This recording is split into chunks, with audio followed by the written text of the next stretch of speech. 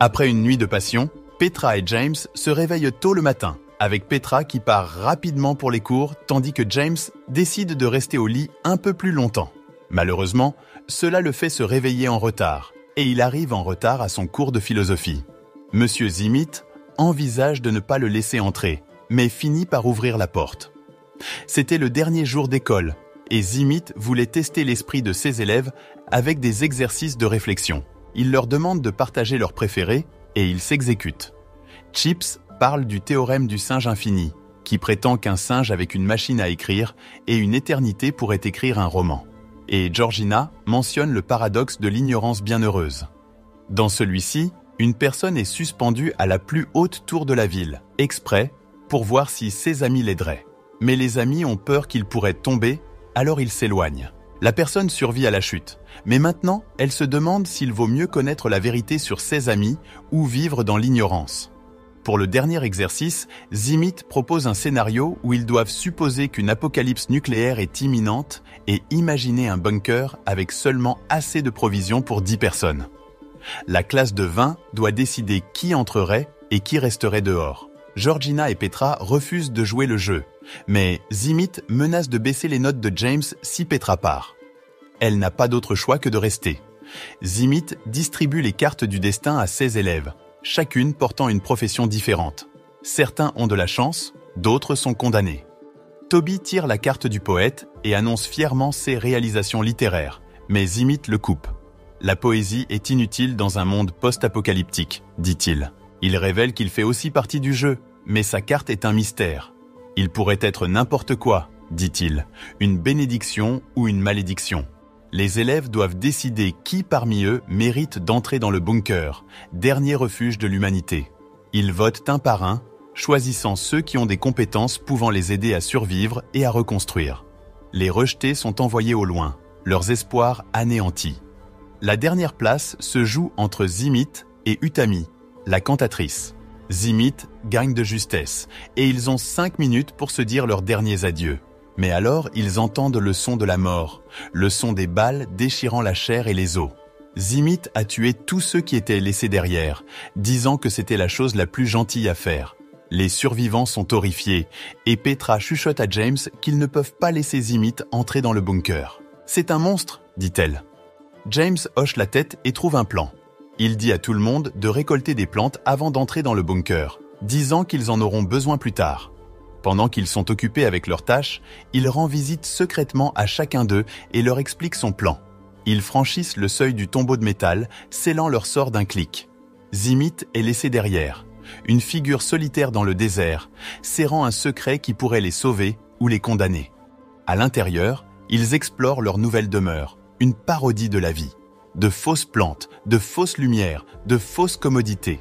James et Petra trouvent du réconfort dans les bras l'un de l'autre, se chuchotant des promesses de survie.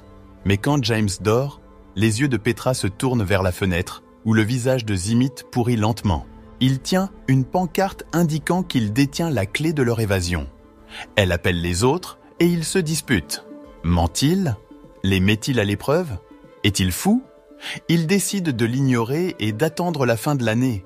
Mais l'année est longue et morne, et ils se sentent comme des animaux en cage. Chaque jour, Petra vérifie Zimit, espérant un signe. Mais tout ce qu'elle voit, c'est son cadavre dévoré par un chien errant. Quand l'année est enfin terminée, ils se précipitent vers la porte, impatients de respirer à nouveau l'air frais. Mais la porte est verrouillée, et la pancarte de Zimit disait vrai. Ils essaient de la briser, de la pirater, de la faire sauter. Mais rien ne fonctionne. Il manque de nourriture, d'eau, d'espoir. Ils décident de mettre fin à leur misère avec dignité. En classe, Zimit révèle sa véritable identité. Il était un constructeur du bunker, et il avait conçu leur prison. Lui seul connaissait le code qui pourrait les libérer. Les élèves veulent une autre chance, et ils choisissent un nouvel emplacement, le mont Bromo. Zimit tend la main vers un pistolet, ce que Petra remarque. Elle réalise alors que les cartes ont un autre trait caché qui pourrait tout changer. Ils doivent choisir qui vivra et qui mourra. James est épargné, car il est fermier, même s'il est gay. Georgina est rejetée, car elle a la peste, même si elle peut guérir tout le monde. Plum est sauvée, car elle porte un sac d'or, même si cela ne vaut rien. Chips est accueilli, car il peut façonner le bois, même s'il ne peut engendrer d'enfants. Petra est secourue, car elle peut construire et câbler, même si elle n'a personne à aimer. Poppy est abandonnée, car elle ne peut concevoir, même si elle peut apaiser les esprits. Jack est gardé, car il a gagné à la loterie génétique, même s'il n'a rien d'autre à offrir. Nelson est accepté, car Petra dit qu'ils ont besoin de plus de garçons, et Homosde dit qu'ils ont besoin de plus d'ouvriers de la classe moyenne. Les élus courent pour leur vie, atteignant le tombeau de métal à temps. Ils s'enferment, et leur vie morne recommence. Cette nuit-là, Petra se réveille seule et va chercher James. Elle le trouve dans les bras de Jack, qui n'est pas ce qu'il semble être. Elle ressent un coup de poignard et court le dire aux autres. Ils se rassemblent pour parler de comment ils feront une nouvelle vie. Chips est épargné, car il n'est pas fertile. Jack et James refusent, car ils n'ont pas d'amour pour les femmes. Petra accepte coucher avec Zimit, pour contrarier James qu'il aime encore. Pendant que le monde extérieur brûle, les trois pères se rapprochent. Mais après 10 semaines, personne n'est enceinte. Zimit suggère qu'ils échangent leurs partenaires et que les femmes aient plus d'un homme. Bonnie dit non, qu'ils sont allés trop loin avec leur logique et qu'elle a le droit de refuser. Zimit part et revient avec un pistolet. Il ordonne à tous, sauf Bonnie, de quitter la pièce. Il s'enfuit, mais Jack se cache derrière un coin. Quand Zimit détourne le regard, Jack lui saute dessus et le fait lâcher le pistolet. Bonnie s'en empare et le pointe sur Zimit, mais les hommes continuent à se battre jusqu'à ce que Zimit maîtrise Jack. Jack poignarde Zimit à l'oreille avec un stylo, le faisant saigner et pleurer. Zimit va à la porte et entre le code, ouvrant leur tombe et scellant leur perte. La classe avait encore échoué à l'exercice et James a flairé un piège. James s'est précipité vers le bureau et a saisi la boîte, esquivant la main de Zimit. Il l'a ouverte et a trouvé la vérité. La boîte avait des tiroirs secrets et leurs cartes avaient été modifiées. Elles étaient toujours condamnées à être les mêmes. Un fermier gay. James a exigé de savoir pourquoi Zimit le détestait tant. Et Zimit lui a raconté une histoire. L'histoire d'un homme qui vivait dans une grotte, enchaîné à un mur, ne voyant que des ombres et n'entendant que des échos. Il pensait que c'était le monde, jusqu'au jour où il a été libéré et a vu les vraies choses qui faisaient les ombres et les échos. Il a réalisé que son monde était un mensonge. Zimit a dit qu'il voulait libérer James de sa propre grotte, de son propre mensonge. Son mensonge de privilège qui l'aveuglait de la dure réalité. Mais James n'y a pas cru. Zimit aurait pu le rendre insignifiant comme un fleuriste, pour qu'il puisse être facilement éjecté. Mais un fermier gay signifiait que Zimit voulait qu'il souffre lentement. Ils ont essayé à nouveau, et cette fois, James est fleuriste. Ils imaginent un paradis insulaire, où la fin du monde est encore une menace lointaine. Zimit va au bunker pour prendre une arme, comme il le fait toujours. Il entend un bruit, mais il hausse les épaules. Il ressort, et Petra lui fait un câlin. Elle dit qu'elle sait qu'il a traversé beaucoup de choses. Puis, elle demande à tout le monde de la laisser décider qui ira au bunker, parce qu'elle a un plan. Ils sont d'accord, et Petra fait ses choix et explique pourquoi. Avec seulement 2 places restantes, Petra choisit James. Zimit, le tyran qui dirige la salle de classe d'une poigne de fer, a mis un 0 à Petra pour son esprit rebelle. Mais elle a un plan, une arme secrète qui la sauvera. James, le bel rebelle qui faisait du bruit dans le bunker, braque un fusil sur la tête de Zimit. Il révèle sa véritable identité et ses véritables sentiments pour Petra. Zimit essaie de marchander sa vie, prétendant qu'il est le seul à connaître le code de sortie. Mais Bonnie, l'amie intelligente et loyale, l'a mémorisé pendant leur dernière course. Zimit n'a pas d'autre choix que de partir. Petra veut donner la dernière place à Bonnie, mais elle refuse, disant qu'elle a une famille à protéger. James, qui a changé ses préférences dans cette version de l'exercice, demande à Petra de les rejoindre, mais elle décline. Elle dit qu'elle prendra le bateau et essaiera de trouver un endroit sûr au-delà de la zone de radiation.